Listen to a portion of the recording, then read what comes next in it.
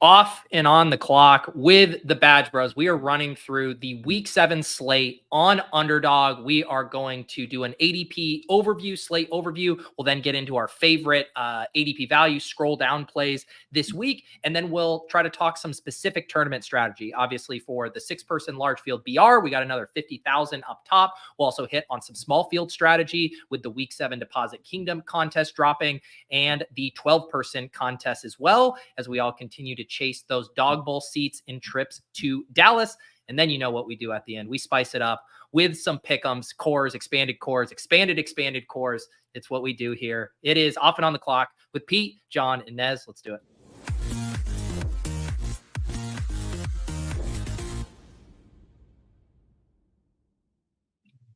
All right, fellas, we got John in a nice little Seattle Mariners hoodie here, and not Nez, but Mr. Free Justin Fields himself. How are we doing, fellas? It's a little solemn.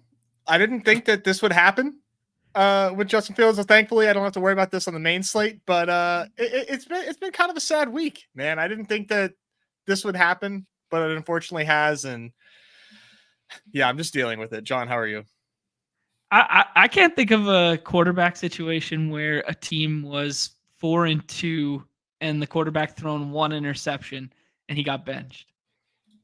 That's beloved by everyone in the locker room and whatever. Like, this isn't like a malcontent who's pissed everyone off and they're like, all right, let's just get him out of here. Like, everything's going how they would have hoped it would have gone with Justin Fields. I agree. Honestly, there must have been some closed door agreement handshake thing that Russ would get X amount of starts or something, right? Like that. They signed him first. They must have made some contingent promise. It's the only thing that makes sense. I think that's what's up. I think that they like promised him that he would get a crack at starting. And here it is, Sunday Night Football against the Jets. Have at it, buddy. I know, Nez, I enjoy the Steelers. I think they're a fun team, but I really want them to eat shit this weekend. I want to see Russell Wilson get absolutely devoured, and then we can move on with the rest of the season. I'm rooting for my Steelers. I want Justin Fields. I mean, I want Russell Wilson to fail. I really do. All right, fellas, let's dig in. I already kind of mentioned the show flow. If you guys watch us weekly, you are familiar with it. If you guys are new here, we are simulcasting on both my channel and the Badge Bros. Make sure you guys are subscribed to both of them. If you're watching this on my channel, the Badge Bros. There you go. There's your little showcase. Yeah. Yeah. They do multiple shows a week, really early preview shows. They do the winner's circle on Mondays to celebrate people in the community who win. So make sure you guys are subscribed to the Badge Bros. But guys, what are you seeing right now on this Underdog slate? Everything.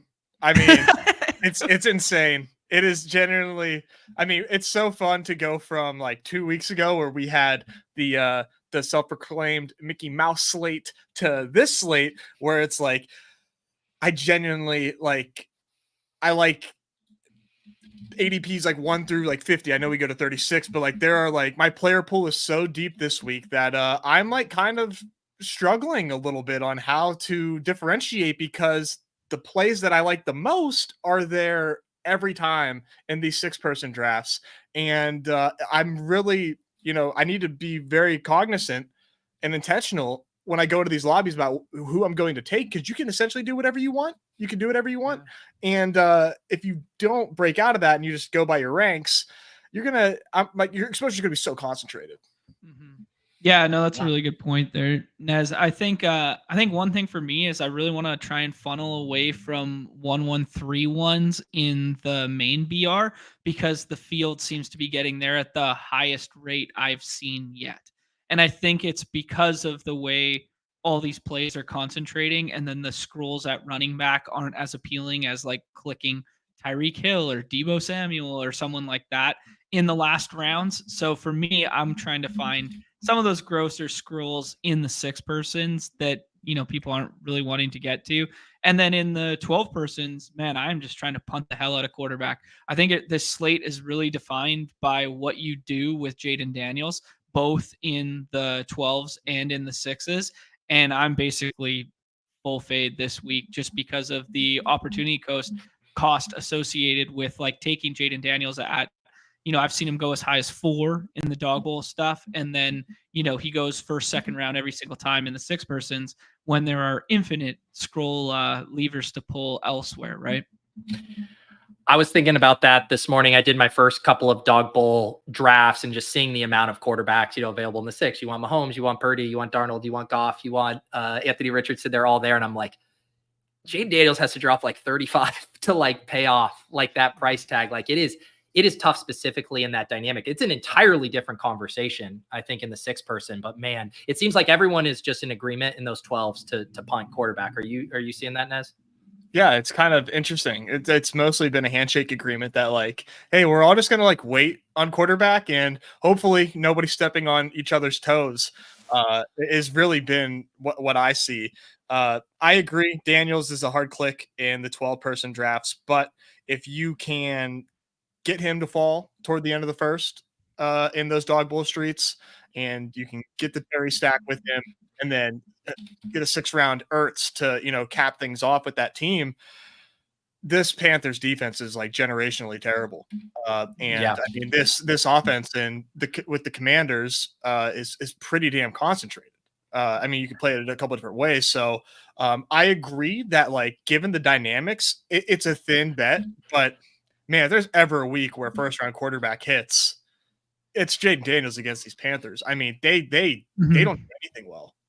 Yeah, traditionally speaking, 1st-round quarterback has played bad in the 6 persons, according to like JVB's data and stuff like that when we look back. But yeah, I mean, it's hard to deny the spot, like just in general, right? I think I really like what you mentioned there in regards to the 12s, Nez, is if you are going to play Jaden Daniels and you're going to ape into the fact that everybody else is taking him 1 through 6, the times in which you should do it are when you can pair it with Terry at the back end of the draft board there, or do it in the scrolly F down fashion because everybody else is playing him naked.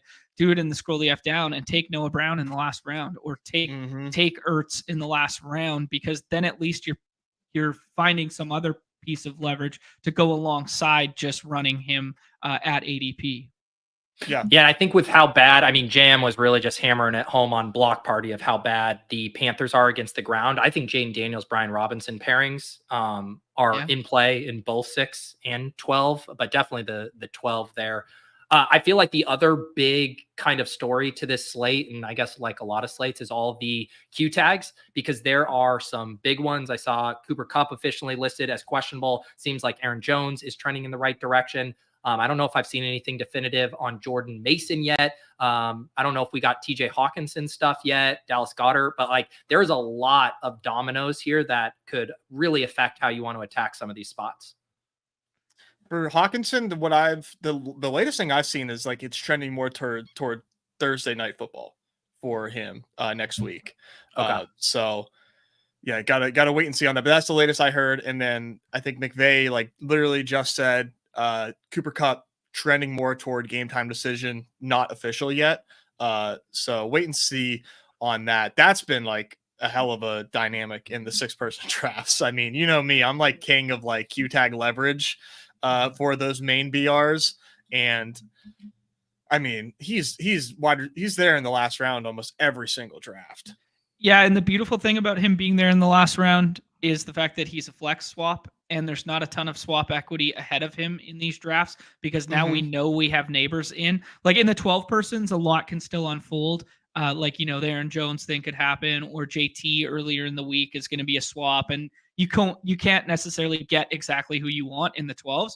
But in the 6s, if he can't go, I'm just going to get someone who I have more information, like the classic stay on the clock adage, and it can be a flex play too. So I really like him. I think he's a better click than Jordan Mason is in the 6, because you're either getting a 1st-round wide receiver on like a dense, concentrated passing offense there, and it's fucking Cooper Kupp, or you're getting this leverage swing to get exploitative on somebody else that nobody else has in the 6 persons, like James Cook, for instance, who's going to also be like 4, 5, 8% owned when it's all said and done. Yeah, maybe even less.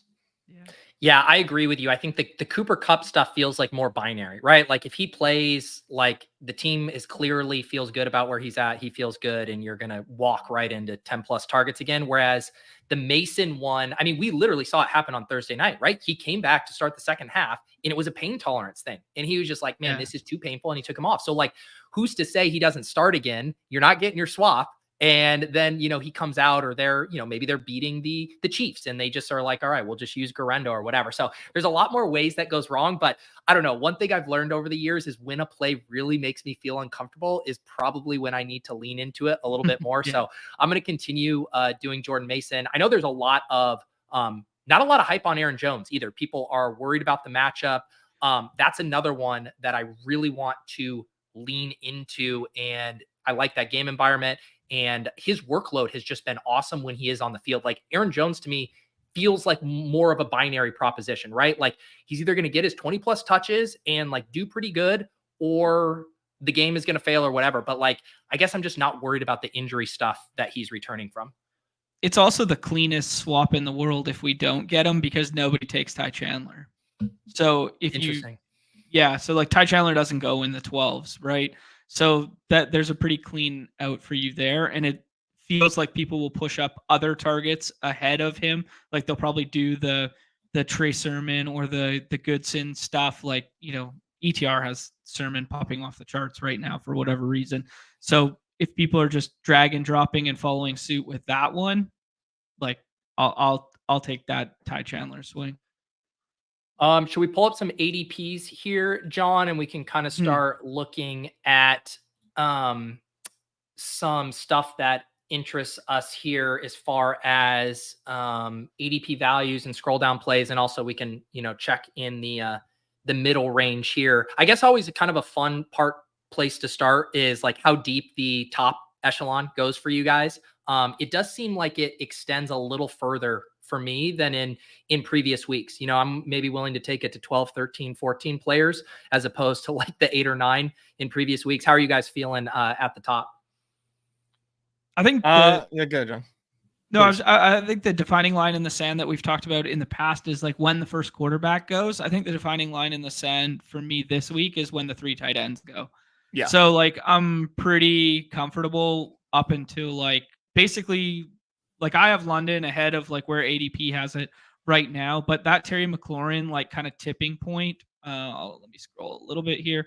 That Terry McLaurin kind of like tipping point coupled with these 3 tight ends is my line in the sand, where it's like, all right, wheels up to just scroll the F down and do whatever you want, because I would rather scroll to, I mean, maybe this is like just like an isolated bad take or something, but like everybody likes Chuba this week, and maybe rightfully so, given the I always want to say Reds against Commanders, red zone defense and stuff like that. But I will just fade this middle tier, and it's like it's not the most comfortable fade in the world because it's probably in quotations good chalk, and then I will just start clicking around down here for leverage for my flex play. So I will be big stars and scrubs in the traditional sense of DFS this week in the 6 persons.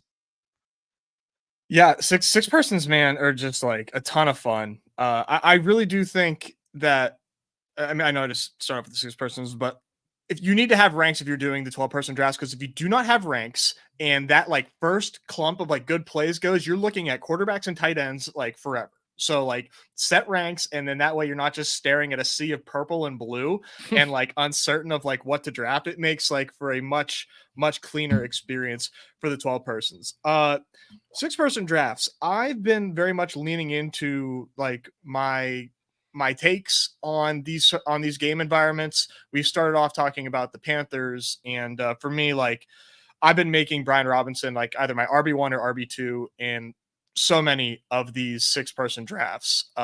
Limited practices. Felt like he could have played last week almost. He had like the full DNPs, but did that the week prior. Love this spot for Brian Robinson against the Panthers. So for me, he's been like one of my like more comfortable clicks.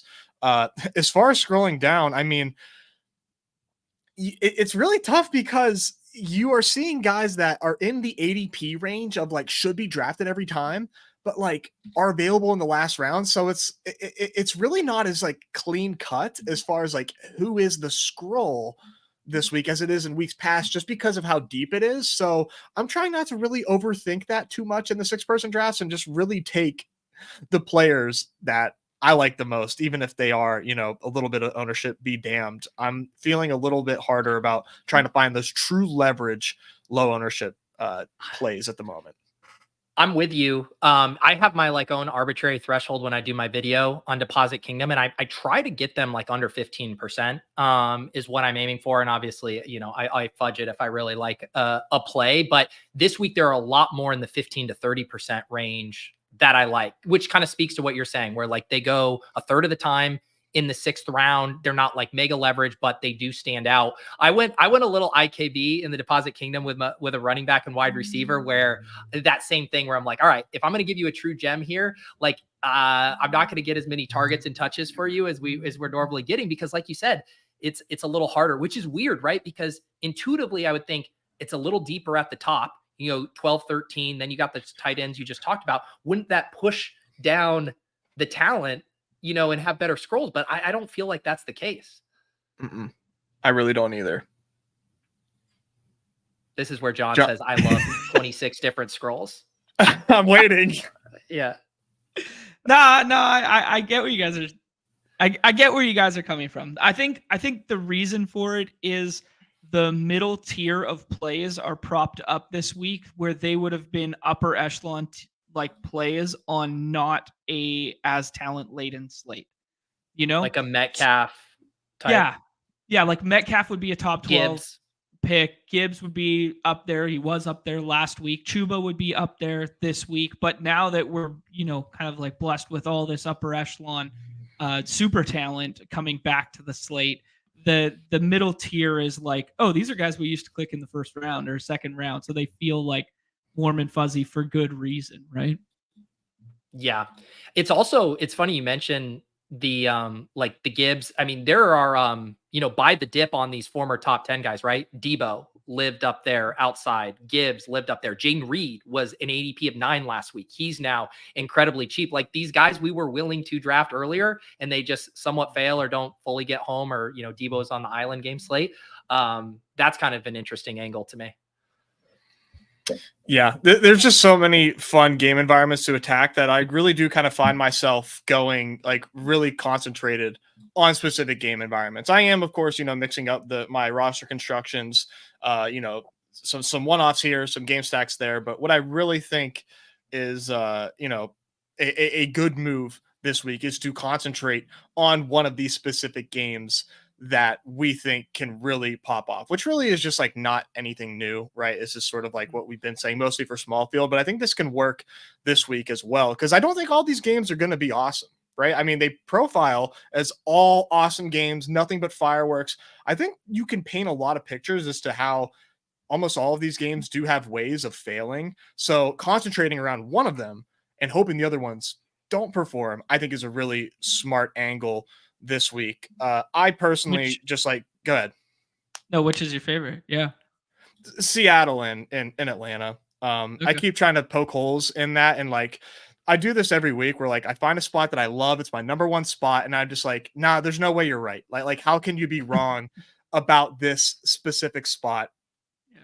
I have a lot of trouble getting off this. And one of my favorite things about this is like, I think Cousins and Geno both can put up scores that will rival, if not be QB1, and they're completely free. Like the leverage you get on if that happens in the 6-person drafts, I think can be huge because of how low their ownership will be in these drafts. To me, it just looks like such an amazing spot. The Seattle, I think it hinges upon Seattle being effective, which the volume's been there. The effectiveness has not quite been there, but we also had some big plays called back last week with DK Metcalf. If they can do their part, I really trust the way that the Falcons have been playing, that they can do theirs. And man, there's plays all over the board for this game. And it's by far my number 1 spot. Yeah, and it might become more concentrated if you lose Tyler Lockett too. Yep. Is he questionable? Yeah. Yeah, Okay. he DNP Thursday, and he's got a knee issue. I don't know if we have the Friday practice report yet. I haven't seen it Interesting. yet. All right, John, let's let you cook because you, you like, I could tell you were very angry when Nez and I were like, it's not a great scroll down slate, and John has some rabbits up his hat. So, start pulling them out. Do your party tricks. Okay. Do we want to go position by position? Yeah, let's do it. Pick a position and let's start there. All right, quarterback. Okay, let's start with the running back position. Okay, fine. Quarterback it is. I think your internet's cutting out for a second here, John. Oh, my bad. Just a little laggy. Okay. That's all. You're good now. A little laggy, a little Canadian jet lag. Okay, so Nez obviously hit the Geno one already. Sam Darnold's popping in everybody's projections. I think the nice thing about quarterback in the 6-persons this week is like, man, you can get Jalen Hurts in the 6th round like routinely, which means he won't be fully drafted, which means do we have to really scroll that far in the 6-persons this week? Which is an interesting dynamic at quarterback because this is like the number 1 week at quarterback that I've been like, I kind of want to scroll the least. But yeah, the other positions I really want to scroll at because I'm basically just like full fading Jordan Love and I'm taking Hurts in the 6th when I can get him. And then everything else, I'm going to do Geno. I'm going to do Darnold. I've done a shit ton of Anthony Richardson in the 12s. And I've done some Matthew Stafford doubles in the 12-persons right now. Yeah, that's kind of where I'm at quarterback. How about you guys? With Parkinson, I assume? I haven't done Parkinson because I think Cup's gonna play. So I think the Parkinson projection is really fragile and it's like entirely hinging upon Cup. So I will use him as like as a swap. I've done it with Kyron and Cup as a double. I was gonna say, yeah, Whitting. I was like, are you getting to Whittington there? But with Kyron makes sense. Not yet. Yeah, for me, one of my like favorite scrolls that I've been doing is Neighbors with Danny Dimes. I really think, I'm really excited to get Neighbors back.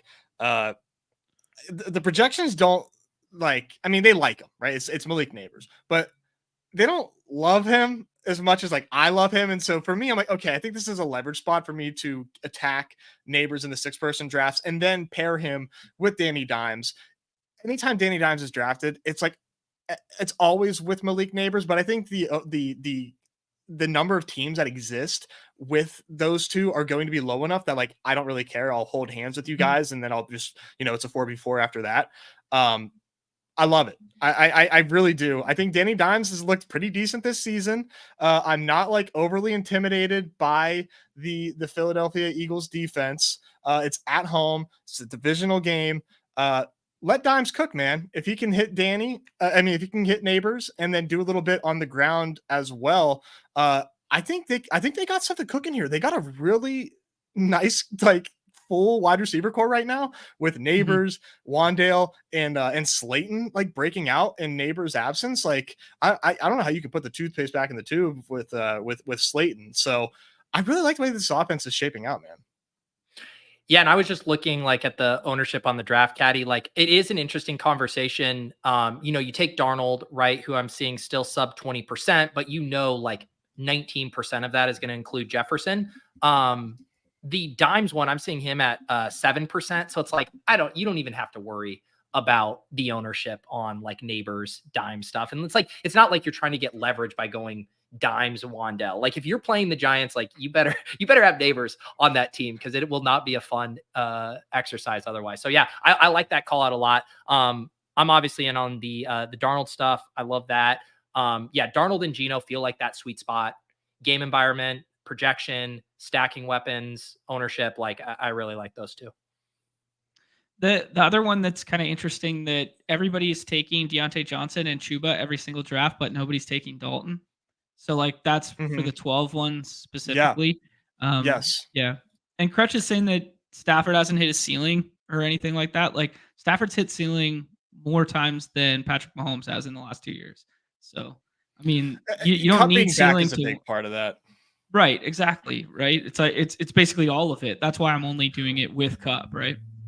Well, I think the way you're doing it is probably the only way I would consider it with Kyron, and then you're really just hoping Kyron catches a pass for a touchdown too to reach that like uber high ceiling with him. But like I get it too, but that's how we thought about Baker Mayfield heading into this year too. How many times last week or last year did Rashad White and Mike Evans or Chris Godwin get there with no Baker and he was scoring 20, 20, 20, and now all of a sudden he's dropping 30 burgers? Like, I think the matchup is really what could facilitate that for them here. So yeah, I don't know if I will get there, but I certainly see the vision.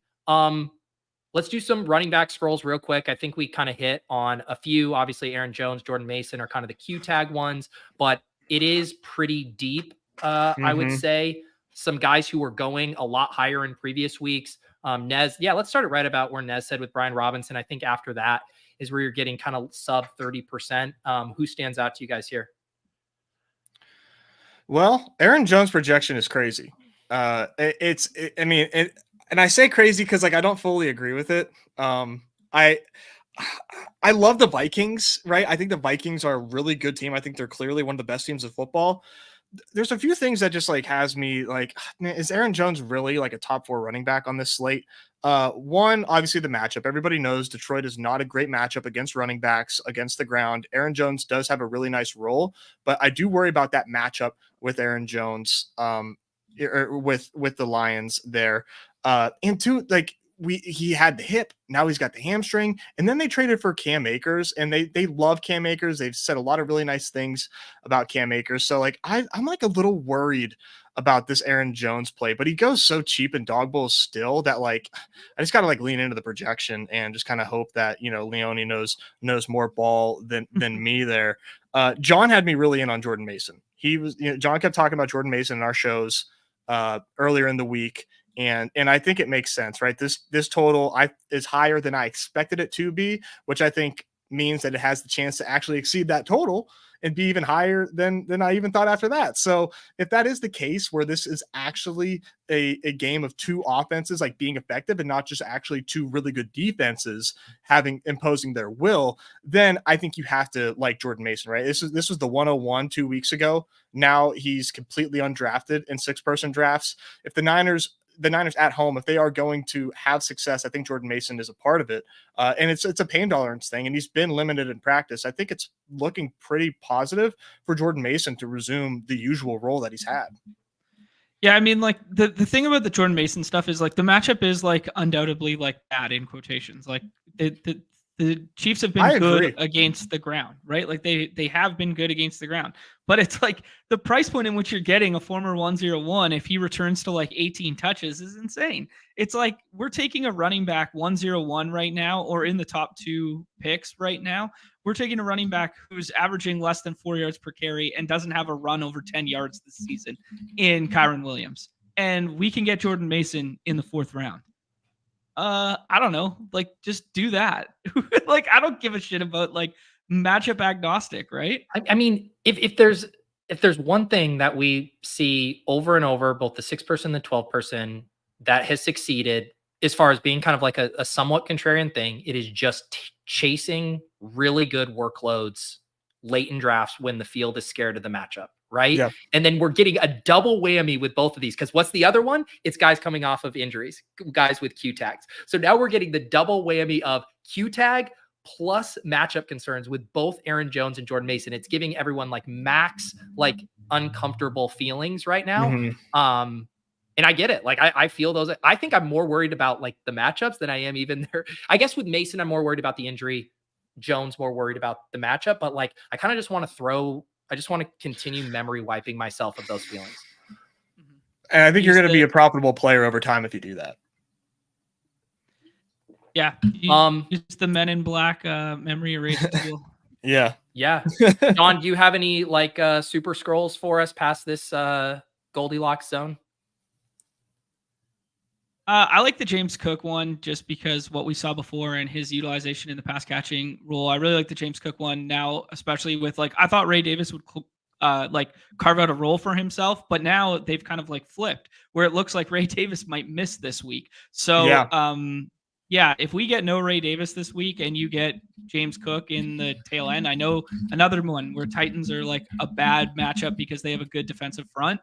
I don't really care. Like that's fine by me. I've taken Chubb like a couple times. That's pure anecdotal and narrative based. Just all these articles coming out about him, put the city on his back. They trade away Amari Cooper. Then he comes out and gets 12 touches and somehow is as efficient as he once was with the over 5.6 yards per carry shit. But I mean, like, that's a fairy tale. But in the 6th round for your second running back in a 12 person, you can do worse. Yeah. Jerome Ford being out, I think, helps that narrative too, right? I mean, Foreman's still there, but no Ford. I think you can probably project Chubb for, I think, 12 to 15 touches, right? That feels right. I think so. Yeah.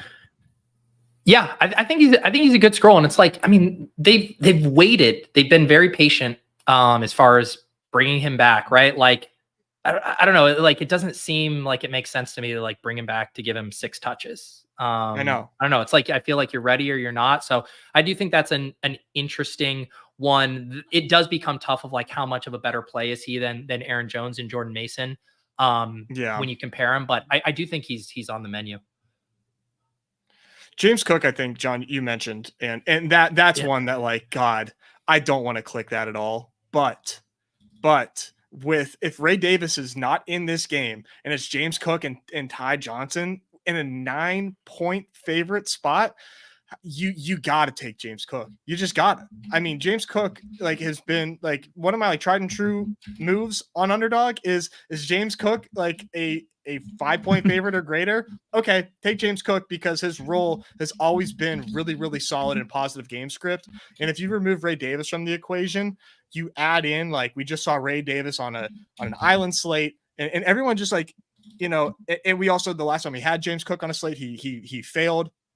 I think a lot of that, is really keeping James Cook suppressed. He's a pretty good pick, man. And we talked about it too, John, earlier in the week. I think the Titans need to face a good offense, and then we can get an idea of how good they really are on defense because they haven't really faced a whole lot of competition. Let's hit some wide receivers agreed. Before we hop in a draft here. We were kind of talking about that mid-range again, kind of being better this week. There's the Debo, there's the Reed dips, there's Deontay, there's the Cooper Kupp stuff. So like that mid-range is there, but let's try to push outside that comfort zone here. Let's say like Tank Dell and Post here. What is jumping out to you guys down here? Yeah, wide receiver in the 6th person. Yeah. I don't know if I'm like on my end. I don't think I'm lagging at all. And I'm like, I got full bars internet and shit like that. I don't know what's going on here, but I seem to be like off kilter with you guys. Am I lagging? I might leave just a little. You've been fine for me recently, John. So I don't know if it's okay. The Devonta Smith is like the cheapest backdoor skinny stack you'll ever get with Hurts in the 6 persons. Like the Giants have had a propensity to double cover X wide receivers thus far this season. I don't know. It's narrative based and Smith's good and you're missing Dallas Goedert. Why don't you just do a 5-6 round skinny stack with him? It's not rocket science there. Mm-hmm.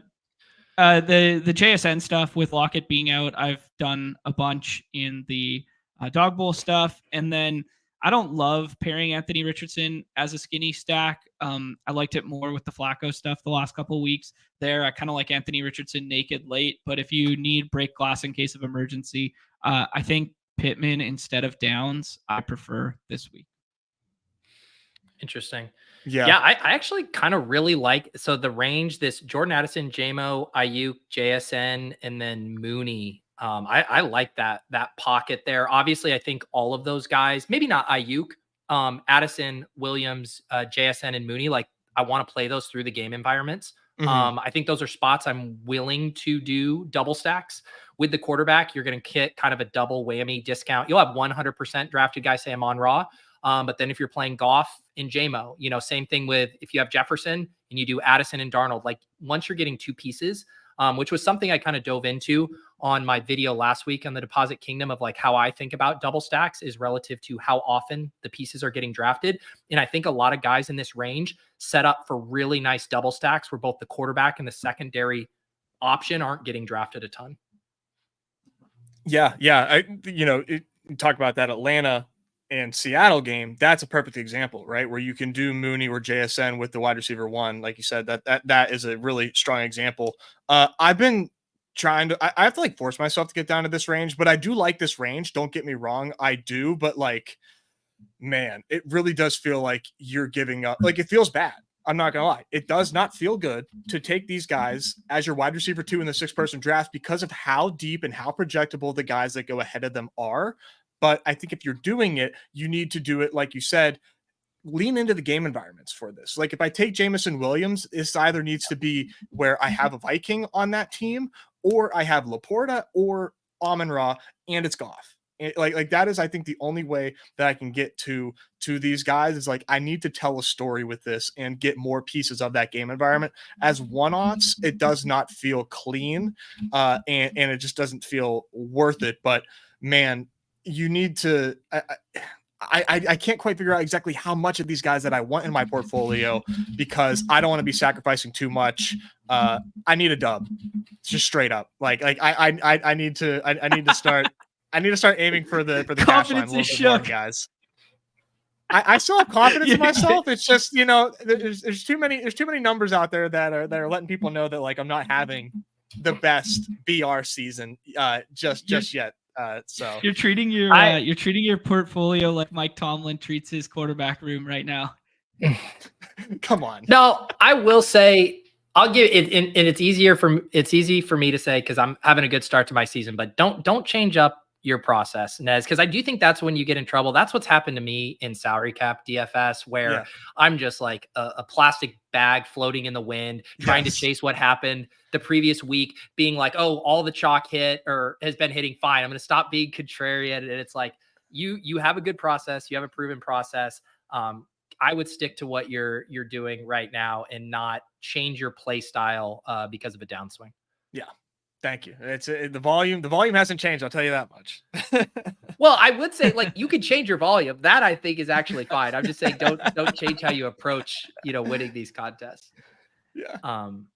Speaking of which, Nez, are we going to get a no? Oh, go ahead. We are. By the way, no strip stream. Okay. Yeah. Dog Bowl stream tonight. Same time as always, 10 o'clock Eastern.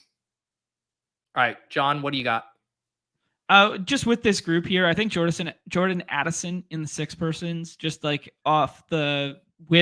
in particular, not as a one-off, but with Sam Darnold is like 5th and 6th round leverage off of the fact that like Darnold's not 100% drafted. Darnold's always drafted with JJ. Like just do it with Addison, do it with Hawk a couple times, and you'll instantly have a different path. Yeah, really good shout. I was thinking about that today, and because I do think the double stack is obviously very viable, but I want to mix and match that. And I want to mix and match it with Aaron Jones personally. I know people's mileage may vary there, but when you're getting Jones, Addison, and Darnold in the best game environment of the week that aren't all drafted in the same contest, I want to mix and match those guys with Jefferson and each other as much as I can. Yep. Love it. Yeah. I think he's probably my favorite scroll here. Is Addison in this game environment. We talked about how the pass rate over expectation for the Vikings is one of the best in the league. They just don't get the chance to do it because they're always kicking ass. This is one of the best spots for them to have to compete and need to go blow for blow with the opposing team here in the Lions. If that's the case, wheels up for Addison. The ADOT has been crazy. The volume just has not been there. And if the volume gets there, I mean, God, man, he's like a long touchdown waiting to happen. And that can easily match that JJ score. And just like you said, awesome leverage because Darnold in the BRs right now, I would almost guarantee he's tied to Jefferson like 98%, maybe 99%. Yes. You know what you just described with all those exact same words and all those exact same percentages. What did I just mansplain? It's a way to get to Xavier Worthy with Mahomes as well. This kind of all comes back to one of the points Nez made at the top of the show, and I think for me it's kind of an evergreen comment for BRs, and it's magnified when the slate's really good and deep, of like going in with some intention into specific drafts. I do it in batches of drafts. Like, this is an angle I want to attack. Obviously, I want to remain fluid at the top. If there's an insane, ADP faller, that's actually something I talk about in the video that'll drop later today. But it helps because every play is going to look better than the one you're trying to get into your portfolio. So like say the Addison Darnold one, right? Like, oh, Jalen Hurts is now sitting here in the 6th. It's like, yeah, you prefer that, like, straight up. But like, do you want to do that over and over and over again? So I don't know. That's something that works for me, is just knowing like, no, I'm going to go in with this plan to make sure I get it in my portfolio, even if it doesn't feel good. Yeah. So it's one of the toughest dynamics of battle royales, is like building your portfolio and ignoring the ADP staring you in the face. All right. The Deposit Kingdom contest is live for week 7 here. Shout out to Lava Lord, who took down the week 6 edition with a very nice lineup there. I reviewed that in the portfolio review and in the Deposit Kingdom video that'll come out later today. But yeah, you want to hop us in one of these, John, and we can maybe talk through some smaller field strategy, maybe some like game environments or double stacks you guys like leaning into in these smaller contests. Yeah. But like we said, it's really interesting and really, I think, difficult to project ownership, especially at quarterback, because you have like 3 rushing quarterbacks at the top of ADP, like at their position, right? With Daniels, Hurts, and Allen. And then after that, it's all pocket passers who most people are stacking up. So like it all varies. And I think, I guess another way to like make that a little more unique is the double stack, and especially in small fields. I was on record of like being a little worried about this Houston Packers game here, Texans Packers, just because I think both these defenses are underrated. I think you just need to embrace these 2 quarterbacks being awesome and fun, and double stacking either the Packers side of it or the Texans side of it. Texans side, you have, I think, a really clean way to do that. Obviously with the Packers, it's way more murky, way more difficult, because we have Wicks now as a limited participant in practice. We thought he was week to week. That's a lie. So I think Stroud is one of my favorite ways to double stack it. Ooh. I'm with you. I'm on the Stroud doubles this week. I'm gonna be bust though. No way, John. You always find a way. We'll see. I got to start mixing them. I was basically completely off that game. I think this is a very interesting and pivotal pick on the draft board, guys. At 4 here, what are you guys doing? I've been taking Amon-Ra at 4, but I think all 3 of these guys are good picks. They are. And I've been doing Amon-Ra. JM got me more hyped on AJ Brown than I was heading into it. Sorry, John, I think you're a little bit delayed. Yeah, truly. I'm gonna have to leave and come back here. Try. I don't know what the fuck's going on, but I'll do it after this draft. Okay. Yeah. Well, because I'm screen sharing the draft, so I'll wait till the end of the draft here. I don't know what's up. It's truly me or you guys this week. Like, that's my first Amon-Ra share. Wow. So you don't. What's your bear case for Amon-Ra? I just think both those defenses are good, and I think that game could be gross sloppy divisional game compared to how some of these other games project for me. Yeah. I don't hate that take. So you're no Jaden Daniels here? Okay, no. Go ahead, Pete. No, I'm definitely good with Neighbors here. He seems like a big prize. And I don't know about for you guys. I feel like I'm willing to take Daniels there. I don't think he's a bad pick in a vacuum, but I've just noticed in my drafts, I can get him sliding 2 to 3 picks past. So I've kind of stopped taking him at ADP because the frequency that I get him at 9 or 10 is fairly high. Mm-hmm. He's looking like John's about to say something, and then he's like a couple seconds delayed, and then there goes Terry. So it's like that's like an interesting. Don't worry about me. Don't worry about me. We'll fix this stuff after. That's a very interesting dynamic. I actually think Naked Terry is okay because is there. I think there is a world where this game plays out where like Daniels doesn't have to run as much because he is able to connect with Terry McLaurin through the air. And I love Brian Robinson so much in this game that it could be like a big time Brian Robinson game as well. But that is a very interesting way to kind of play it by taking Terry first and then getting Jaden Daniels. I haven't seen that yet. I think he's going to do that right here. That's that very worked out interesting. well. It's like the dilemma we were always in BBM, right? Which is funny in hindsight is do you take Lamar first or Andrews first if you're trying to lock up that stack? Rip. Definitely on board with Kittle, John.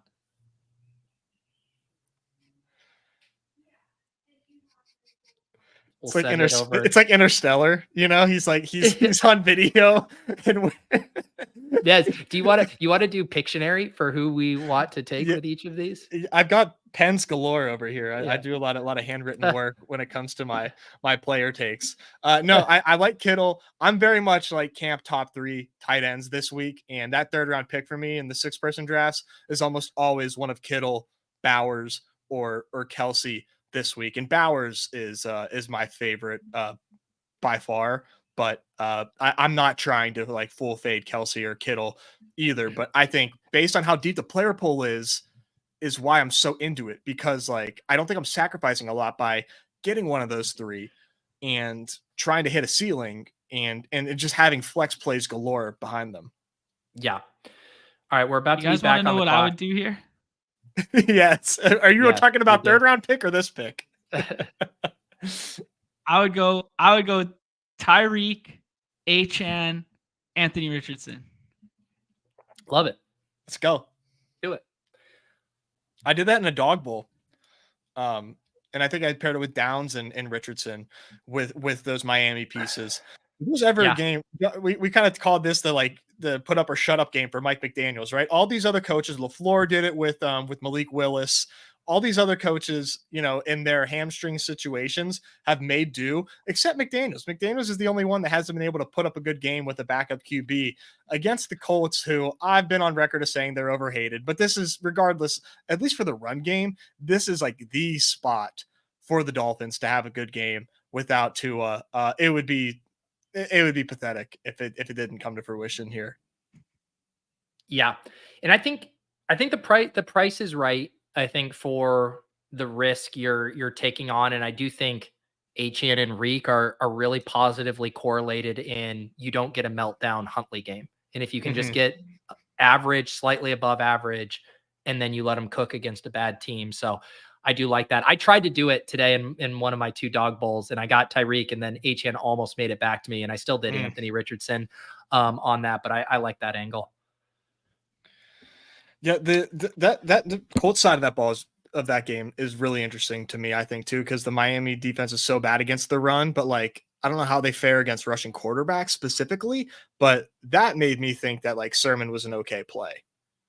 Yeah, with obviously JT out. Yeah, and I was looking at the O-line D-line mismatches, and they have the Colts as the biggest O-line advantage there too, which I was kind of like, man, I wish Sermon was a little bit better. I've seen a little hype for Goodson too. Yeah.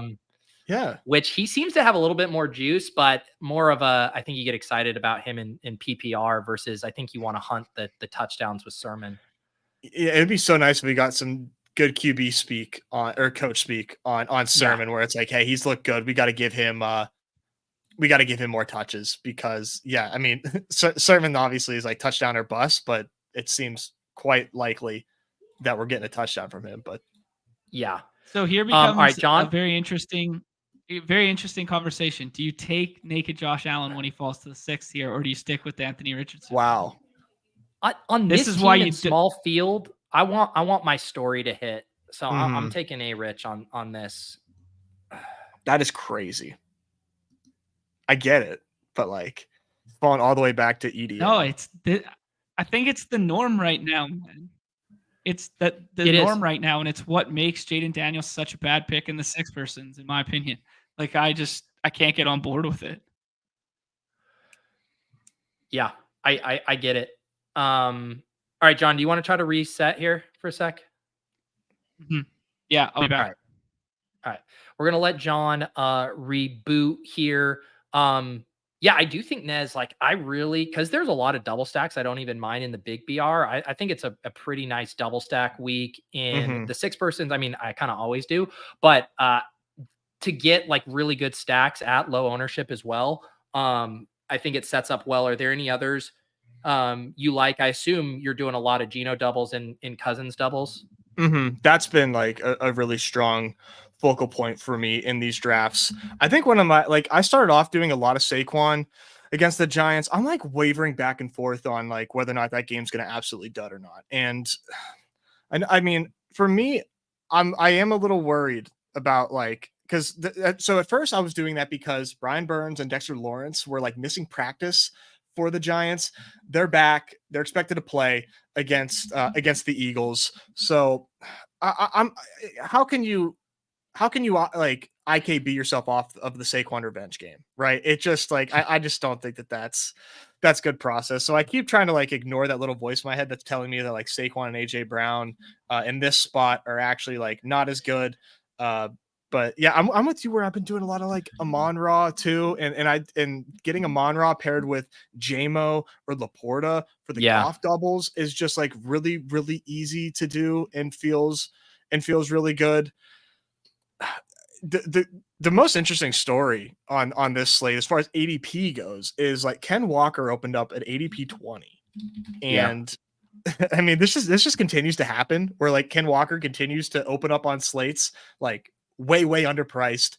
We were hyping him up so hard. We had Dave on the winner circle, and he also he's like, yeah, I work for ETR, and by the way I love Ken Walker, so like just rocket ship for Ken Walker after that. Yeah, I thought he was going to rise a little bit more, to be honest. In dog bowls, you'll see him go like pick 5. But and that's one I have to take an L on because not Kenneth Walker specifically, but it'll happen maybe once every 3 slates where the early week CLV becomes meaningful in getting Kenneth Walker on teams where let's say you have Justin Jefferson and Malik Neighbors, and then you also get Kenneth Walker. Like you can't get those 3 now. And that's where I'll get my occasional FOMO because I just backweight all my drafts. Normally you don't get kind of burned from those spots, but there are going to be some really, really good Kenneth Walker teams this week. There are. I mean, even in dog bowls, like, do you think it's possible at this point until Sunday to get a Ken Walker, like Drake London team? Wow. In dog bowls? You would know way better than me. I've only done a couple. It seems like that would be impossible though. Yeah, and that exists quite a bit from earlier in the week. So that's something I'm like trying to come to grips with. It's, I would love that combo. All right, so here you go. Here's your leverage angle. If that's true, Nez, you do your Kenneth Walker with Darnell Mooney's, because how do you make those Drake London Kenneth Walker teams fail? Yeah, exactly. Yeah, maybe little pits in there too. John, we back?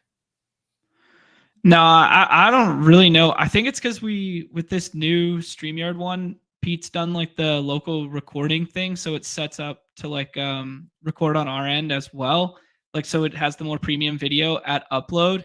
And I think the SDSS that it's like trying to record my localized video on is like too small. Like I got to like delete a bunch of shit or something. I think it has nothing to do with internet. I think it's literally just the hard drive that StreamYard, whatever. Your timing seemed better, at least for the answering the question. So I think you might be good.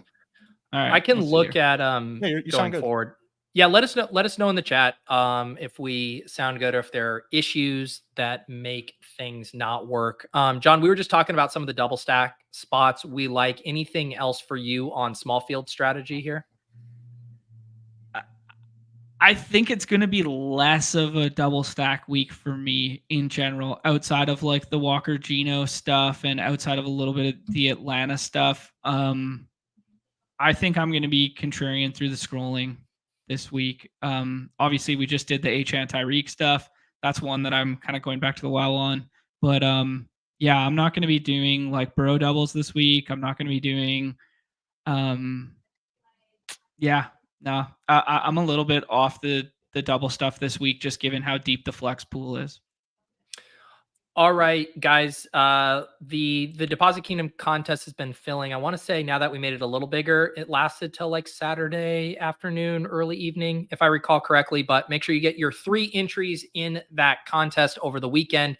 And like I said, I will review those on both the portfolio review and the Deposit Kingdom video that drops every Friday. You guys want to hop in a dog bowl and talk some 12-person here?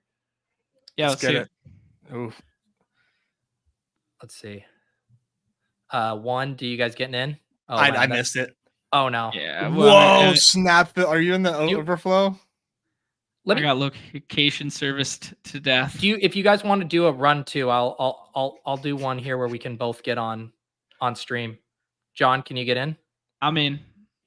6 Nez, more? are you in this overflow? Okay. Yeah. And, We're both double dipping because I got in the overflow and now I'm in the stream. Okay. Well, we'll keep you posted on both, but it's always funner when all 3 of us are in here. Yeah, I but agree. snap filling dog bowls here is always a good time. It's really what it's felt like all week. The fill rate at the beginning of the week was like insane. Oh, okay. There's John. I was Look at this row here. There we Roto go. runs Murderers row. 1-7, Nez 1-8, Pete 1-9. Here we go. Yeah, these the dog bowls are so much fun because they're just like they're so different from the main BRs. People really like stick to projection in the dog bowl, so you kind of know, or like depending on who you're in the room with, kind of have an idea of who they're gonna like and who they're gonna take. So it just a big fan of those dynamics. Nez, Yeah. you said you did you're doing a lot of the Seattle Atlanta stuff. Have you done any Tyler Algier in the last round of the Dog Bowl? No. Yeah, that's a bridge too far. Whenever I'm left at running back in the last round in dog bowls, a lot of the time I've been doing Chase Brown. He's been there, and I've really liked the Chase Brown click. But a lot of that is like a lot of hopium that hey, that fumble that Zach Moss had is actually going to lead to more touches for Chase Brown, but he's looked a little bit better, you know? So, and my big thing this season has been running backs against the Browns, just based on like pure game script. It's been the easiest like game script to like project. It's like, oh yeah, the Browns are going to be ass. And thus, the other team's going to be able to run the ball in good field position all the time. So that's been one of my go-tos. Okay, Sam Duel. Yeah, Sam Duel taking that. He's got the inverse vibes as you right now, Nez, where you're like, I got to go back to the drawing board on my process here. Yep. He's like, damn, I got 15K in the count from last week. Here we go, AJ Brown, suck it, team. Boom. That's kind of a fun pick there. That's a flex job. I respect it. I mean, Hurts falls back to that side of the board like a lot. Yeah. Mm-hmm. Yeah, quite a bit. So I think it's a very clean stack to do that. And like AJ Brown is like the king of like F your projection, F your matchup. Like I'm gonna go ham and put up 20. Yeah. And the nice thing about the Brown stuff too is like, I mean, we were kind of talking about that before, Nez, with that game. Like to me, I just want to like one off those guys, one off AJ, one off Barkley. Mm-hmm. I don't mind the neighbors dime stuff, but just like those 3 alphas, and just knowing that they can kind of all get there even in a so-so game script, and then trying not to like play that game as a shootout, because that still seems a little harder for me to wrap my head around. Yeah, I agree. You are up, by the way. Oh, I am on the clock. Mm-hmm. Thank you. Yeah, I didn't know if that was screen sharing. We're gonna go ahead and grab chat. it. Said he's multi-tabling 10 double dribbles, and then he jumped in this dog bowl. What an absolute G. That's sick. See, I can't. I'm doing 2 in streaming, and I almost got autoed Jaden Daniels there at 9. Yeah, keep us updated on what's going on in those other 2 drafts, because I'm curious. A lot of these boards have been breaking like the exact same. Really? Yeah, the 12s look very similar. Normally the 6s look similar over the course of the week. The 12s to me have been looking quite similar. I would agree. It's a lot of the familiar faces going around the same pick, but those wide receiver 2s in that Seattle ATL game typically are there in the 5th round, which has been a very comfy click for your boy. I'm gonna go ahead and grab. We'll go with Kelsey here. Yeah, I'm sorry, John. Grabbing Kittle. I need one of those three. That is okay, my friend. Ooh. Going in. Kittle's the most volatile of those three, right? In your guys' minds? For sure. Yeah. Kittle? Yeah. Yeah. Yeah. Definitely. I think he has like the highest ceiling and then probably the lowest floor. I guess it's hard to say with how many targets like Bowers and Kelsey are getting to say that their ceilings aren't there, but the Bowers splits in zone versus man coverage are insane. Like Bowers slaps, but that was with a different quarterback too. So we'll see. What's the coverage he has this week? Zone. Okay. And is that the good one? That's the good side of the equation. Yeah. Let's simplify it, not only for the audience, but for ourselves. Is that a good one, John? give me 1 or 0 for Bowers. I love it. Spoiler alert, he's gonna be my my core play of the week for us. So hopefully you guys can vibe with that. Yeah, very much into that. Dude, speaking of the core, if you guys aren't membies, just sign up already. It's cheaper than the Battle Royale. Core smashed again last night on our show. And then, man, we had a great sweat there with the ship chasing crew for both the core and the extended core. Melee, man. So, yeah, we had 3K in pickups that were wiped out there from Melee on 2 different penalties. Yeah, 2 different penalties and a drop earlier in the game, I believe. So he could have got there 3 separate occasions for us. Dang. I don't know if it's just like the fantasy freak in me, but I thought that game was actually like pretty fun. Last night? Yeah. I like the way Bonix plays. I like the way Bonix plays football, man. Reckless abandon is just the best way I can describe the way that dude lives on the football. He's literally Taysom Hill at the quarterback position. Yeah, he's very much Taysom Hill like, right? He's probably got a better arm and better understanding of offenses and stuff, but he's literally Taysom Hill-esque. Yeah, I think it's very true. Which makes sense that he's with Sean Payton, right? Yeah. All right, we have our murderers row here. John on the clock, having done Bijan and Cooper Kupp. We got Nez with Walker and Kittle, and I got Neighbors and Kelsey. Did Tyreek already go? Yeah, he did. Sad day. All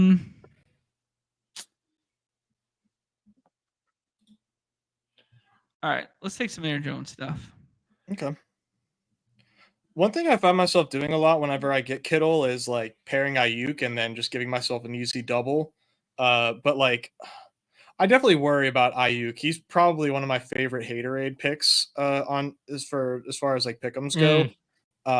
But I love Brian Robinson this week, so just gonna go ahead and lock up my second RB. I was gonna take him if you didn't. Let's see here. What do we want to do? Feels like a running back pick for me here. I am not going to end up with much Jacobs in the 6-mans at all. I'm going to grab a Jacob share here. It's tough, man. A lot of those guys just like look like the same to me. I know. They all look this. That's what's so. It makes it really difficult. It makes it really difficult to like. I found it hard in the pick'ems. I was doing my homework before the show, and I'm like trying to find a pick'em, and it's like I don't like. It was much easier to kind of tell a story in weeks past. All the spreads are tight. It makes sense. Yeah. I think there's a starker drop off in the 12s at the wide receiver position than the running back position. So like doing some of these 3 wide receiver earlies like AMAC did from the front end, or doing what like Sam Duel did there where he sets up the double stack and then now he's just leaving himself outs at the running back position. You seldomly see yourself get like scooped at the running back position in the 12s. Yeah. I think it makes sense too. I mean, just because there's so many tight games, there's a lot of different directions this can go. We know running back scoring is very, dictated upon game scripts. So look at this board. Yeah, it's crazy. It's crazy. You have to really just like is. block it out. Yeah. Who, I am gonna grab. I'm sorry, gonna grab go a JSN here. Fuck, he's literally the only guy in my queue right now off the Bichon stuff. That was the only player. I was like, oh, these guys won't take JSN. Back to the time for your Whittington, Cooper Cup, Matthew Stafford double. Let's go. Yeah, this is tough because like Ayuk, I think, is like the best projection on the board. We're gonna go. I wanted to do something like absolutely nutty, but I'm gonna go JMO. I almost did something like way too crazy and set up an AR double. I almost set up. Okay. That is the thing in these drafts, right? Where it's like you do like you start to think in the fourth round, like, do I just want to pull someone up to get the double stack, right? Where the fourth round pick is the one that feels bad, and then your fifth and sixth, and you're like, whatever. Yeah. But the fourth is where like you actually have some feelings tied to it. Like you feel like you should do something, but don't 100%. The AR double was tied to the fact that Miami's defense, I don't think, is like that good. And Pittman potentially not playing in this game. I don't think he practiced today. I'm pretty sure was the official listing for him. And Alec Pierce, man, is just like the best wide receiver of all time. And Downs really emerging. I think it's kind of fun, but I didn't do it here. Maybe I'll do it tonight. Did we get Pittman no practice today? Pretty sure. Ooh. I missed that. Yeah, likewise. I hadn't seen that one yet. Yeah, I'll fact check that for you. Oh, either way, he's been like questionable all week, kind of deal. Mm-hmm. Yeah, let me double check because he went from DNP to full, but I swear I saw that he was missing today. What do you guys think about the potential worthy role expansion if Juju misses? Is there any? Say that one more time. Sorry, Pittman's going to play. Again. I apologize. You guys are in 2 drafts. It wasn't me lagging that time. The potential worthy expansion to his role if Juju misses. Well, I don't. So there was an Andy Reid quote. I read it on Block Party. It sounds like he's good to go and that they listed him as questionable as a precautionary. But I still was thinking about that angle, right? Coming off the bye, you had the 1 week where it's like, hey, we just lost our wide receiver. We're still figuring out our game plan. Like, I don't know, the rookie bump for a team who's in desperate need of playmakers, that I can buy that narrative. So what is his draft rate in the 12 persons? He's almost every time now. Okay. Worthy? Yeah. Yeah. Earlier in the week, he was like flirting in that 6th round and stuff like that. Now I think it's become like an easy backstack for people. And as you guys could see, like these rooms with all the badges and stuff, like all the quarterbacks fall. So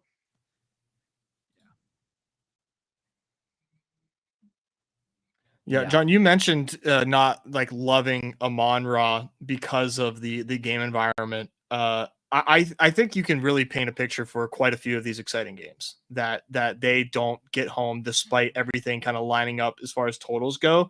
I think for Amon-Ra it makes a lot of sense because what if the Vikings just shut shit down there like they have like for most of the season against opposing offenses.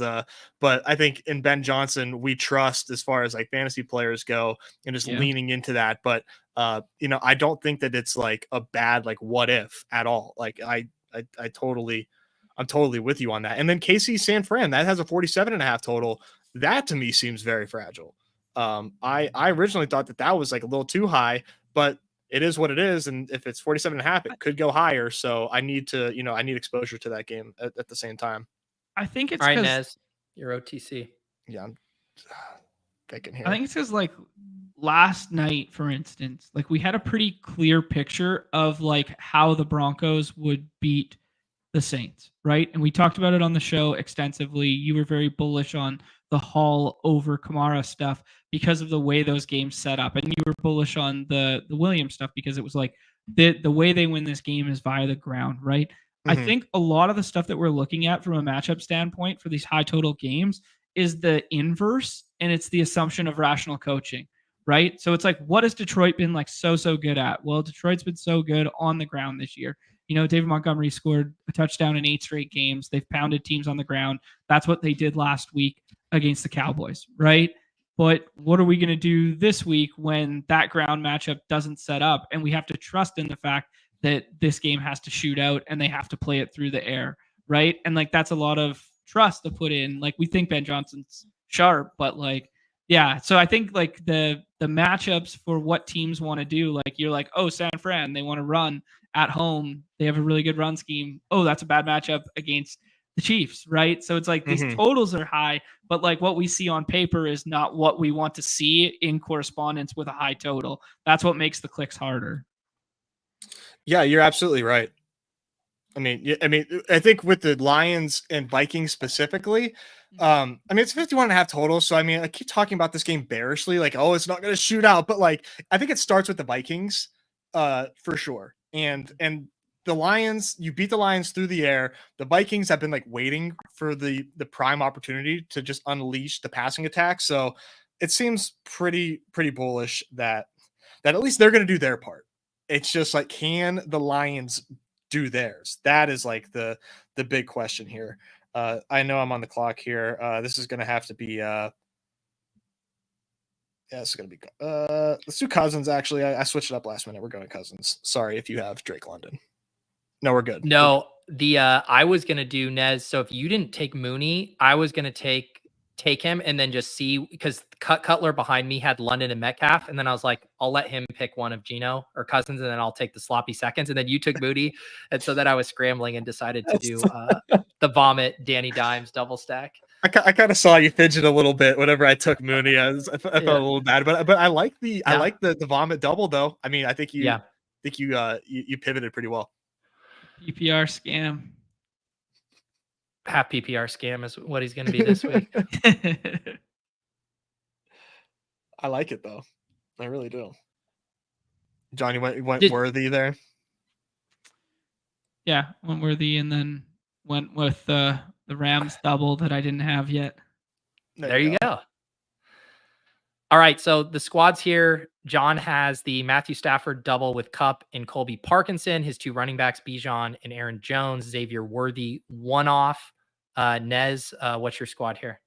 Yeah, went with the Ken Walker RB1, Brian Robinson RB2, Kirk Cousins to Darnell Mooney skinny, George Kittle at tight end, and JMO one-off 2 bombs, por favor.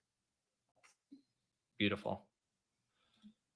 What you got? And I had the aforementioned Daniel Jones double stack with Neighbors and Wandell, and then grabbed Kelsey, Josh Jacobs, and JSN there in the middle. All right, guys, is it time to spice it up? Spice it up. Let's do it. You already know. All right. So last week, did we remember our haterade last week, or did we forget, or was it 2 weeks ago we forgot? 2 weeks ago we forgot. Yes. We did it last week. But I don't think it hit. It was near misses, I believe, was the story of the week last week, but it was close. So let's start with the core. Nez, you already kind of teased a little Bowers. Do you want to give us that one there? I'd like to do Bowers. Yeah, I don't think we have passing volume for him, but I think the passing volume is absolutely going to be there. Oh, we do. We did get it, but we'll go receiving yards for no Doc there. Yeah. Very much into Bowers without Devontae Adams. The role is just insanely solid. I think Aiden O'Connell is a little underrated as far as a passer goes. You look at his logs, and he's held his own in last year, and he held his own against the Steelers, got over 200 yards, and Bowers is going to have to be a huge part of their game plan.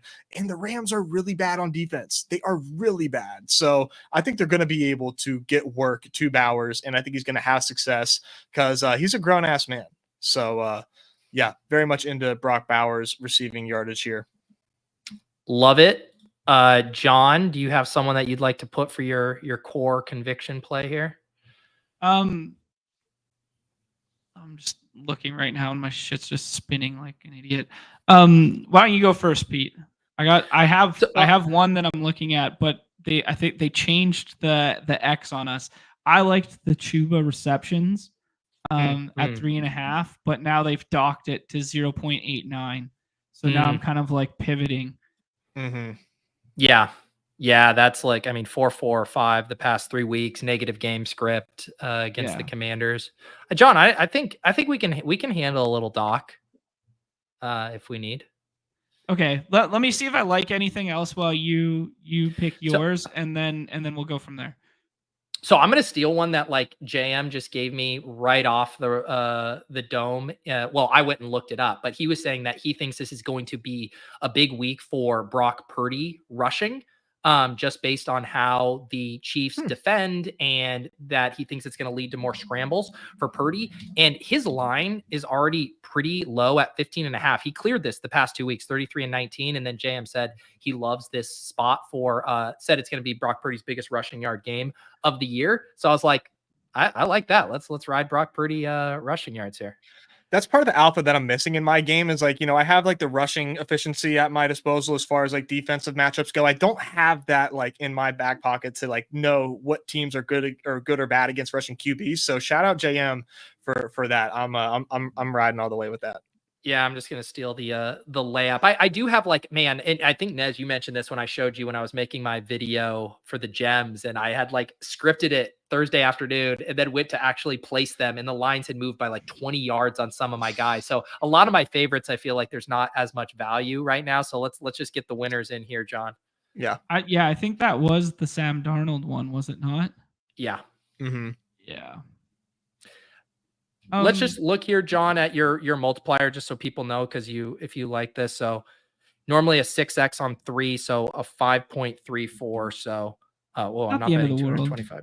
No, I don't think it's we dish out winners. If this is the winner here, John, let's lock it in. Yeah, I was looking at doesn't matter now. Yeah, I like the Chuba one. Yeah, and it's crazy. Like the dock on him scoring a touchdown is similar to him getting 4 receptions. Like the same thing. So I'll take the receptions and not try to bank that. All right, let's lock this in as the core picks here. Feel good about these. Brock Bowers higher 61.5 receiving yards. Brock Purdy higher 15.5 rushing yards, and Chuba Hubbard higher 3.5 receptions. I'll drop this in the private chat. The chats. And these guys will put it in their comments and all of that good stuff. I've also been rounding these up in my newsletter as well, if you're trying to play along at home. All right, should we build a game stack here, fellas? Yeah, I mean, the slate is our oyster here, guys. There is no shortage of sexy game environments. I mean, I know I've been talking up Seattle and Atlanta like all week, but if you guys have another one that you'd like to do instead, we can totally pivot. I mean, Seattle, Atlanta, Atlanta has treated us well. We hit with the Falcons or the Saints game with them a couple weeks ago. John, do you have any other game environments you'd like to explore? I think that is the safest. I called my slop it up fest of the week that Miami and the Colts game, and was going to play some stuff there, but I think that one might be better served for some spice. And then we do the kind of safer of the 2 game environments as our full onslaught one. So I'm in lockstep with the Atlanta one. Can I start us off? Yes, I was just going to go there. Oh, thank you. I think we start off with Geno pass attempts. We kind of talked about how, or at least I talked about, I think that this game requires the Seahawks to do their part. And part of that is, keeping the volume up. I mean, look at these numbers for Geno here. Insane. 52, 40, and 56. I mean, just run to the lobby 56 for this one. That's crazy, man. And I don't see how this doesn't happen again. The only way it doesn't happen, just to throw cold water for half a second, is those are all trailing scripts and trailing scripts by a decent margin. The only way it doesn't is if Ken Walker is so efficient on the ground early in the game that they don't have to play this style of football. And Atlanta has been low-key bad against the ground, hence why Ken Walker's projecting so well for so many sites. That being said, I mean, number 1 in pass rate over expectation versus number 3, if they keep playing like some dome ball, it's going to drag everything along with it. So it's a good starting point. Yeah. So if we're doing Geno Smith receptions, we definitely want to play the pass catchers here. I definitely like this matchup for JSN a lot. JM actually had a note about how the Falcons have actually been pretty good at limiting deep plays over 20 yards or more, but that they give up a lot underneath. So stuff with JSN and Noah Fant is kind of interesting to me here. But we are getting the dock on both JSN and Noah Fant receptions. Would you guys want to play one of those through yards? I'd like to play the JSN through yards because that was going to be one of my core plays when we pivoted off the Chuba stuff. So I like it. And then I'll put LaVisca in, and then we'll just end the show. Anytime. What is that? Roll it, baby. Yeah. So that would take it right there up to 41x there. But LaVisca scoring is taking away passing attempts for Geno. So we're not doing that. That's true. That's true.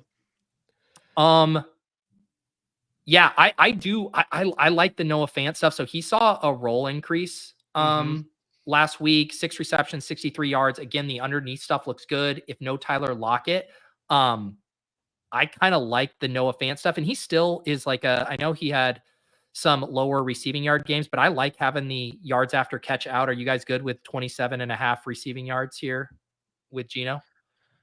Yeah, I'm good with it. Just to note that I just looked up Lockett's back at practice today, so that was short-lived. That is good to know. But I'm still good with it because if we believe the perimeter stuff has been tough, and we think AJ Terrell can still play a little bit of ball there, that cooking with 2 underneath guys at lower numbers feels fine.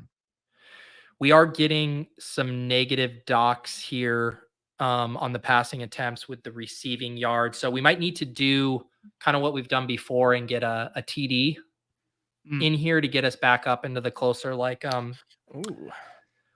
is going to force this game script that we need? Yeah. 1.1 as opposed to the spicy margs, which is, I mean, they're not spicy enough. We asked for spicy margs. We need like McBride spice. We're getting 2022 Kyle Pitts spice here. 1.4x is just not enough, but London 1.1x I think satisfies the palate for me. What do you guys think? Yeah, I guess the question is at 1.1, is it just you just play it through receiving yards or receptions instead? That would be the only kind of thought for me. That's because his targets have been insane. Yeah, the roll is absurd, right? And probably sorry, just probably no Reek Woolen again, probably. So just layering on the Seattle secondary still banged up. Yeah. Or do we want, is the thought like if we're getting an absurd amount of Geno passing attempts, are the Falcons having some success on the ground? Like, do we want to do something with Bijan or Algier? Discount, baby. Thank you. Oops. I accidentally clicked it off. Any thoughts on that? Yeah, I'm good with either, to be honest. I would be totally fine putting both in and being like Bijan touchdown and Drake London yardage or something like that, and then leaving Kirk out of it. What do you guys think about Drake London receptions? Yeah. I mean, his targets have been insane. He hasn't cleared that in 2 of the past 3 weeks, despite having 10 plus targets in those games. But I know it's interesting, but the volume is there. Like, I feel like that's strictly like results based when we know that the targets are there. You can play it either way you want. I just, I prefer doing the like a usage play. But any way you do Drake London, I think is gonna hit. So yeah. What do you? I don't mind the running back angles either. Yeah, I'm cool with Bijan rushing. Yeah. So I mean, I don't like to do the receiving because like he pass blocks a lot. But rushing, I think, is a smart angle. Okay. So I'm just going to put in a random pick here. So this Just gets to us up test to it. 12.2. So I do think like I'll just look. Everyone don't freak out. I'm just going to look. We're just testing the 1.4 waters. 1.4 gets you us, up to gets us back to standard. gets us back to 20. Oh God. The I other mean- way to play it would be to hop off JSN receiving yards. I know that was your favorite, but like play him through a touchdown, or maybe play DK. Play DK through the touchdown. Play Yeah. DK through the touchdown. That's Yeah. a nice multiplier on Metcalf, That gets right? us He's up to due. 16-4. Yeah. He's due. I think that's smart. Okay, Because so we're we'll playing. take JSN out and put DK through the touchdown, and then take another Atlanta one, or just run it like this. I think run it like this, right? Okay. Like Seattle's chucking. If Geno's clearing this, JSN clear their yards. DK binks the TD, and then this is basically like a classic little double stack. And the bring back is they're having to throw a lot because of the rushing on the other side. Yep. One thing I will throw out there is were we talking about pass volume for actually let's do receiving yards. We get docked because JSN got a receptions update to 5 even for a flat high or lower, but I think we get docked a little bit, so just receiving yards is fine. Because what was it at 4.5 but a negative? Like 0.86. Okay. I think the 50 I don't mind this here. I mean, he's been hovering around this. All right. So this comes out to a 16.46 here. I'm going to lock this in. This is our Noah Fant inactive. Do I need to refresh? Yeah, it was weird. It booted him out of my pick'em, and then I had to re-add him. All right. Some interesting news updates here. Dallas Goedert officially ruled out. Trey Sermon not on the injury report. That feels a little better. All right, where is Fant? Goodson looked better last week. I'm not gonna lie, but that kind of takes Goodson out of the Dog Bowl consideration and kind of pulls Calcantara into Dog Bowl consideration for the last round there. If you have like Naked Hurts, or if you just need like a dart throw tight end. Yeah, definitely. I haven't done it yet because I was worried we would get like a Dallas Goedert LP today, and like yeah. So yeah, he's definitely in consideration, and he's totally free. Maybe not more, but I did it once before the show, but I did it on a Richardson team where I didn't care about correlation basically. All right, you guys want to get the haterade out of our veins before we spice it up? I do. 5 Brandon Ayuk picks.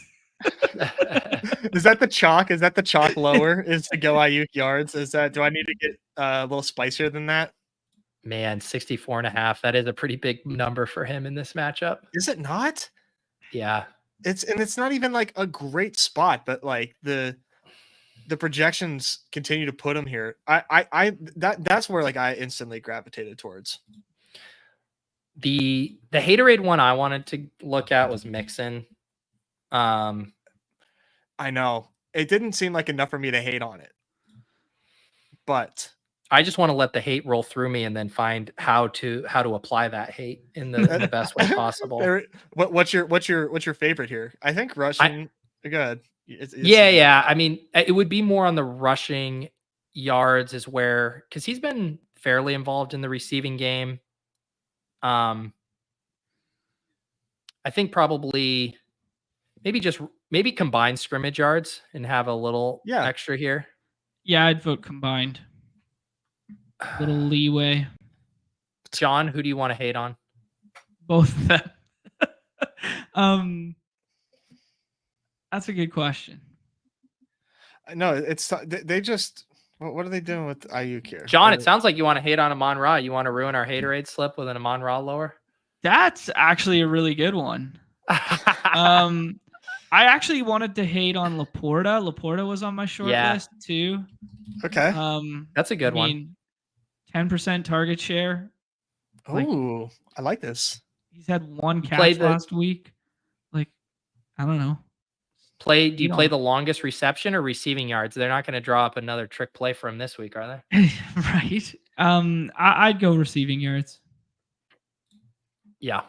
Whatever you guys think. They rugged us on Ayuk, by the way. What happened? He's gone? Numi? Mm-hmm. Yeah.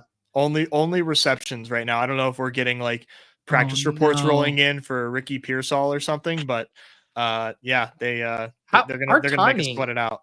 Is awful. Come on, guys. This is the premiere show. This is what that Beastburf with the Pitts one in the chat. That's not crazy either. But that's my favorite game. I know. I don't want to have a negatively correlated haterade, right? Wow, yeah. So they just nuked it, and we just have receptions right now. Classic Man, that was too good of the hate. Classic Numi. What do you guys want to do? Game environment and look at Tony Pollard, who is like a projection darling this week, like almost a 10-point dog to the Bills in Buffalo. Like, pick a lower, any lower. I'm with you. Yeah. They also were one of the biggest O-line, D-line mismatches as far as the Bills there. Levis has been atrocious. Who else would they have active? That's a good question. Because it's just what Chestnut is the only other guy there. Yeah. Because we're not getting Spears. Like he's gonna be on the field like 80% of the time. So I wouldn't do like a rushing attempts lower, even though I don't think they're gonna be able to rush him that many times. But I think the combined scrimmage yards again just seems like totally fine. Yeah. Or if you want to do we have a lower on touchdowns? I mean, it's 8.7x. So that's. You know who they got on the practice? That's not bad. The practice squad to break our hearts for the 70th time. Joshua Kelly. Really? Yeah. That's the only other running back I see listed anywhere associated with them if Spears can't go, which he can't go. Interesting. All right. I did check to see if Ayuk came back. Do we want to, or do we feel good locking this in? I like it. And then people can do an expanded core with Ayuk if that ever comes back up. Yeah, I'll keep an eye on the haterade core. Extra hateful. What's that? Yeah, God. There it is. There's the haterade. Just drop that in the chat. So for the audio listeners, Joe Mixon lower than 85.5 scrimmage yards. Sam Laporta lower than 43.5 receiving yards. Tony Pollard lower than 94.5 scrimmage yards. All right. Should we spice it up? Do a little a spice core, and then an expanded one here. Who's scoring a touchdown this week? Let me get an idea box going again. Yeah, let me confirm my priors here by just checking what we're getting in terms of spice. Yeah, I like it again, guys. I know it failed us 2 weeks ago there, but he did come down with one in the end zone that was ruled back. Tyreek Hill at 144. I mean, we're talking Kyle Pitts level numbers right now, but we're getting Tyreek Hill. Yeah, I'm good with that here. I like the sell. Getting some of these guys in here from that game. I feel like the tight ends in general seem, I mean, luckily for everybody, I don't think we have a McBride. Not on the main slate if we care. I mean, I am just curious. Okay, they are hanging it at 1.7. That might be in the expanded core if you're looking to roll it into a Monday sweat. There we go. Yeah. There we go. Nez, but I guess what was the Bowers one at? Just so I see 1.52. Like, God damn it, man. I'm gonna put it in the idea box. Thank you. I have two idea boxes, ideas here. From the same game, Addison or JMO, and I like Addison more. It's 1.5. Yeah. I was debating between both of these for my Deposit Kingdom pick'em. So yeah, I'm I'm on board with both of those. Love that Addison at 1.5. Let's play that as 3. I like that as 3. I really like what Yeah. we're doing here. Let's play We that got as 3, and then let's see what else we 18x can for these do. 3.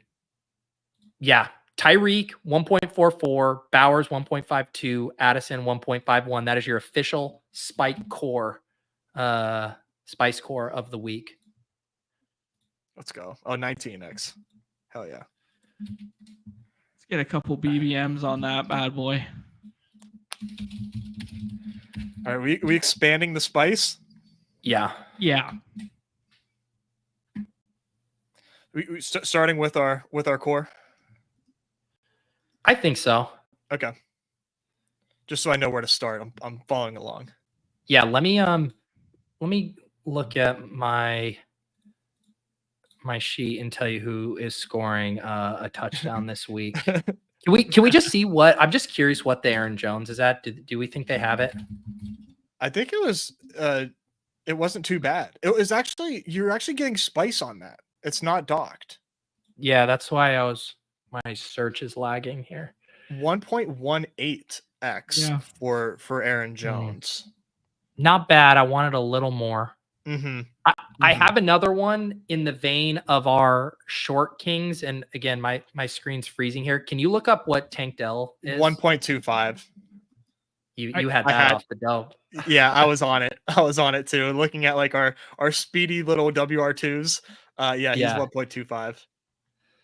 We got Ayuk back here. For the hate? Yeah. 65.5 in terms of yardage for the hate. I also want to hate on Josh Jacobs not scoring a touchdown. Mm-hmm. I think that's just like flat even. John, let me just make sure I'm interpreting this correctly. Are you proposing not necessarily an expanded hate core, but an alternative hate core, an alt haterade build? If you want to phrase it as alt hatred, yes, we can phrase it as such. All right, so it's Ayuk, Jacobs. The question is it alt left or is it alt right of the main one here, John? Let's guys, not on the show. Joey hitting me with the chat. Here comes John, a segment behind in the pickup lobbies again. Oh yeah, that was great. It's a bit within itself now. All right, so we have Ayuk lower. This is unprecedented, folks, to get a second leg of hate on this show. Yeah, Jacobs lower on the touchdown scoring. Okay. Either or. So what you picked the rushing one there? That's probably docked a bit. Yeah. Yeah, I took rushing or receiving because I like to remind the people that Josh Jacobs in his entire life has never had a receiving touchdown. Let's see. That one It's at the top. It's at the very top. Oh, gotcha. Even. Yeah. And then what? Did we have one more hater angle? What was our collective favorite from the first one? So we had the Ayuk, we had the Mixon, and we had the Pollard.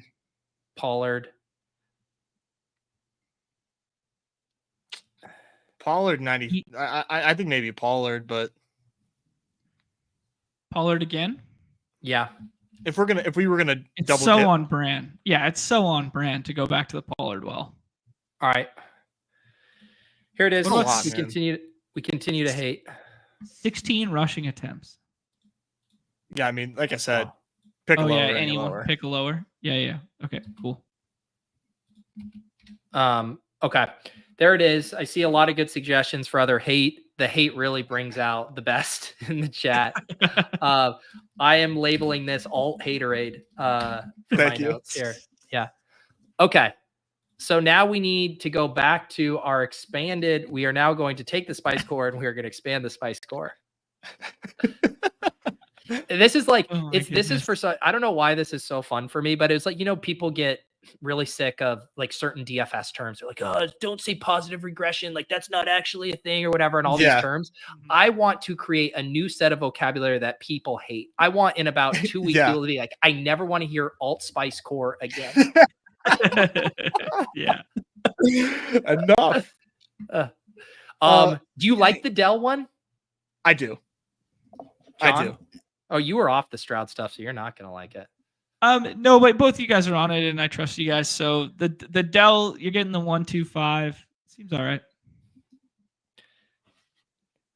John, do you have one that you want to expand this to? Seeing as though I'm still a segment behind, I'm perusing the TD stuff right now. Yeah. Since this is an expansion, John, Yep. and Pete, do we dare look at like the primetime games? Well, that's what I was wondering if we. I think we should have a McBride, like a Monday Night Hammer McBride on a Spice Bomb just feels like what the Lord So intended sweaty. for us. so sweaty. Is it crazy that AJ Brown's at 1.24? Like the safest take Dell? Is that it's crazy? crazy that you just said that out loud because I'm staring at him and Devonta, and Devonta at 1.52 seems, both of those seem good without Goddard, and yeah. I mean, AJ Brown at the same as Tank Dell. Like, I love my short king, but respectfully, he's not AJ Brown. Right. I'm with it. I mean, that's just a hell of a price. I mean, that's fantastic. For that AJ gets Brown, us to 102 point. Yeah, that's a good one. That's before I add McBride on after we go offline. Well, yeah, what we could do is we could take our least favorite of the bunch out and then replace it with McBride and see what it looks like. Let's take Dell out. I mean, okay. I like Dell, but staring at him next to AJ Brown there, I can't. He's getting like, it's the pick'em embodiment of the too small meme. I just see AJ Brown next to him right there with the same odds going like this. Yeah. So who are we replacing him with? McBride? McBride. Yeah, we needed this to be 140. 140. It was really important that we did that. I'm locking it in up, before baby. DB says no. Dude, I cannot wait for McBride to ruin this on The Monday Night Football. How about this? Here's a deal. Do you guys want to make a commitment? If this is live heading into Monday night, we will fire up some kind of sweat live hang for the McBride Tutty Watch. We have to. I'm good for Monday. I'm good for Monday. And then we'll also be slamming all of these McBride lowers as a hedge as well. I'm the hedge king, so of course. Okay. All right. There you go. Some additional equity to this. So for the audio listeners, Jordan Addison, TD, Brock Bowers, TD, Tyreek Hill, TD, AJ Brown, TD, Trey McBride, TD. Surely it can't fail us again. Oh man. All right, guys. We mentioned we got the Nez nose strip stream tonight. What else do you guys got going on in the BadgeBros neck of the woods? NBA season starts, right? Say again. Next week? NBA season next week? Yeah, NBA season next week. Tuesday night, 2 games there. So I imagine we'll do something of the daily variety on either Monday or Tuesday. So that'll be a lot of fun, which means get your double dribbles in too. I'll be firing up some double dribbles over the weekend here for sure. Got to get at least, what do you think? What's an achievable number for me, Nez? Where are you at? I have no idea. Like 10? 10. Get to 25. Get to 25. They're a lot of fun, man. They're a ton of fun because you love scrolling down on the NBA slates and like you can really do that in the best ball streets there. I mean, TJ McConnell free for you in the last round. I'll be hammering. I'll be like multi-tabling the double dribbles and football all night post stream. Stream is strictly baseball, but yeah, double dribble season, get those in. I don't think that's going to overlay. I think that is going to feel very, very fast leading up to start of the season. So definitely get those in. It's a lot of fun. We have a lot of streams on the BadgeBros channel. If you are interested in getting into the double dribble, we've done a lot of shows with Mike Zakarian. So definitely check those out if you need some advice. Awesome. Again, I know both of us have mentioned it on our respective streams, but again, shout out to GoatNapped, who took down last week's Battle Royale, gifted 100 collective YouTube memberships across our channels, just king shit from GoatNapped. Thank you for paying it forward, and I expect your run good to continue accordingly. That reminds me to run it back here. I said I would one-up him this week and 51 for each of us if I ship the BR this week. He did So say that. I am one-upping. I'm one-upping Goatnap if I ship the BR this week. You want me to too small you? I'll do 100. There you go. Let's go. Yeah. I have take Dell of this stream. John goes 51. Come on, John. Don't be cheap. You take down 50K. You got 100 memes in you. We got prices right up there. It's a hell of a prices right. Also, because of that, so the way like you guys have just the one tier for the memberships, I have like the various tiers, and so it messes it up. But as a thank you for Goatnap doing that, so people don't have to adjust their tiers if they don't want to. I'm going to do both of my shows this week for any YouTube members on the channel. So if you got the gift from Goatnap, you'll be able to watch After Dark and the Cram. And I was a little inspired by Nez. I'm not going to have a nose strip, but I am going to roll a Saturday solo After Dark, do some drafts, build some teams, have some drinks. So if you guys got questions, want to hang out in the chat or whatever, and then the Cram on Sunday. And then I got the Deposit Kingdom video that'll go up here in about 15 minutes. We talked about some of the plays here on the show. Some of them we did not, so you can check that out. Anything else, guys? What Baker Devils you gonna mush this week, Pete? What do you? I think we have different definitions of the word mush, John. You mean said to the moon? Mush so that the community actually succeeds alongside us. Yeah. John just wants to pull up the ladder and then give out his 51 memberships once he's won. You know, you don't want to take that rising tide to the top, do you, John? I would never. I would. I love the community winning more than I like winning. So I respect the hell out of it. And even if that's not true, your play has been bearing that out, at least, right, John? It's true. It's true. All right, guys, appreciate you hanging out here. We will see you guys next time on Off and on the Clock, and maybe we'll see some of you guys in the BadgeBros Winners Circle on Monday. Peace.